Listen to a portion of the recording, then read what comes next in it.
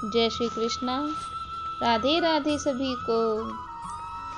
बांके बिहारी के विग्रह में राधा कृष्ण दोनों ही समाये हुए हैं। जो श्री कृष्ण के इस विग्रह का दर्शन करता है उसकी मनोकामना पूरी होती हैं। भगवान श्री कृष्ण अपने भक्तों के कष्टों को दूर कर देते हैं। इस बार इस कड़ी में हम आपके लिए एक ऐसे बांके बिहारी के भक्त की कहानी सुनाने जा रहे हैं जिसमें भगवान बांके बिहारी ने एक भक्त की सालों से सूनी पड़ी गोदी भर दी। श्री बांके बिहारी मंदिर का ये चमत्कार साइंस पर भी भारी पड़ गया। एक बार एक नवयुवक दंपत्ति की शादी को 7 साल हो चुके थे, लेकिन अब तक उनके कोई संतान नहीं थी। बहुत से मेडिकल टेस्ट करवाए, दवाई खाई, इंजेक्शन लिए, लेकिन डॉक्टर्स मर्ज नहीं पकड़ पा रहे थे। एक दिन यूं ही वो वीकेंड पर मथुरा वृंदावन घूमने का प्लान बनाते हैं और दोनों ही पति पत्नी निकल पड़ते हैं। मथुरा घूमने के बाद वो वृंदावन आए और जानकारी लेने के बाद पता चला कि श्री बांके बिहारी मंदिर में दर्शन करना मुश्किल होगा, क्योंकि वहाँ भीड़ बहुत होती है। इसलिए उन्होंने प्लान किया कि जब हम बांके बिहारी नहीं जाएंगे और उनके अलावा वृंदावन में दूसरी ही जगह घूम लेंगे।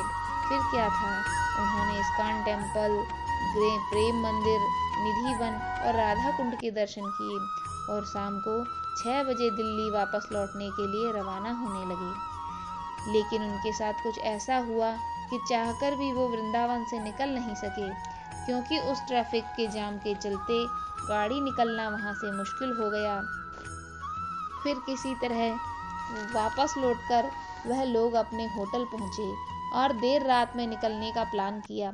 वहाँ उन्होंने देखा कि 20-25 लोगों का ग्रुप श्री बांके बिहारी मंदिर दर्शन के लिए जा रहा था। उन्होंने भी आपस में बात की और वहाँ जाने के लिए उसी मंडली के साथ पूरे राधे राधे जपते हुए चल पड़े।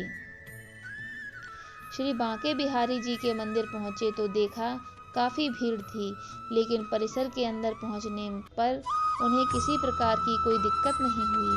मंदिर की चौखट पार करते ही पता चला, शरीर में ऐसी अनुभूति हुई जिसे बयान कर पाना आसान नहीं था। जहाँ तक नजर जा रही थी, हर भक्त एक आस लिए बांके बिहारी की मूर्ति को निहार रहा था। जब उनकी नजरें श्री बांके बिहारी जी पर पड़ी तो न जाने कैसे अपने आप उनकी आंखों में आंसू आ गए और एकाएक मुंह से निकल पड़ा, हे नाथ, हमारी भी अरज सुन लो, मेरी सूनी गोद भर दो। तभी अचानक उनके पति को मंदिर परिसर में उनके अधिकारी मिल गए, जो कि वहाँ के कार्यकर्ताओं से अच्छी तरह से परिचित थे। फिर क्या था, उन्होंने दर्शन के बाद किनारे बरामदे में एक जगह पाकर बैठ गए और श्री बांके बिहारी जी की आरती का आनंद लेने लगे। आरती के बाद उनके पास एक ऐसा शख्स आया जिसने उनसे कहा कि आप ही लोगों को सतिया पूजा करानी है ना। वह लोग उसके सवालों को समझ नहीं पाए थे कि उनके दिल में अगले दिन सुबह 6 बजे मंदिर आने के लिए कह दिया। तब उसने कहा कि आप जो समझ रहे हैं हम लोग वो नहीं हैं, लेकिन मेरे मन में ये जिज्ञासा है कि सतिया पूजा क्या होती है। तब उन्होंने कहा कि ये पूजा संतान प्राप्ति के लिए इस मंदिर की चौखट पर कराई जाती है। अगर आप भी इच्छुक हैं तो काउंटर से जाकर पर्ची कटवा लें। इतना कहकर वो शख्स पता नहीं भीड़ में कहाँ गायब हो गया।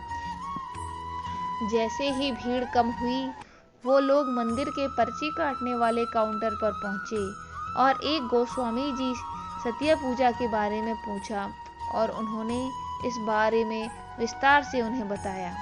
गोस्वामी जी ने बताया कि जो दंपत्ति मन में सच्ची आस लिए संतान प्राप्ति के लिए श्री बांके बिहारी जी के मंदिर में खाली पेट गुरुवार के दिन चौखट पर गोबर के साथ सतिया यानी कि स्वास्तिक बनाकर पूजा करते हैं, उनकी मुराद जल्द पूरी होती है।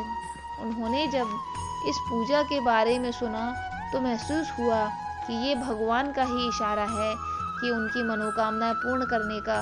फिर क्या था, बिना किसी देरी के वो लोग फिर से एक दिन गुरुवार के दिन सुबह सुबह गोस्वामी जी के बताए गए निर्देशों का पालन करते हुए श्री बांके बिहारी जी के मंदिर पहुँचे।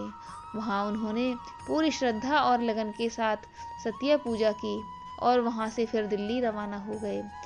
पिछले 7 साल में जो चमत्कार डॉक्टर न कर सके, वो श्री बांके बिहारी जी के दर्शन मात्र से सिर्फ 1 महीने में हो गया। उन्हें जब पता चला कि वह बच्चे की उम्मीद से हैं, तो विश्वास नहीं हुआ कि वे स्वयं ईश्वर की मर्जी थी। वृंदावन के श्री बांके बिहारी के चमत्कार ने न सिर्फ उनकी जिंदगी में उजाला किया, बल्कि करोड़ों भक्तों की मुरादें पूरी की हैं। बोलो वृंदावन बिहारी लाल की जय, बोलो राधा रानी की जय। तो ऐसे हैं हमारे बांके बिहारी सरकार। अगर आपको उनकी कहानी पसंद आई हो तो प्लीज़ इस वीडियो को एक लाइक कर दीजिए और हमारे इस चैनल को सब्सक्राइब कर लीजिए, जिससे हम नित्य ही आपके लिए भगवान और उनके भक्तों से जुड़ी हुई कहानियाँ की वीडियो लेकर आते रहेंगे। धन्यवाद।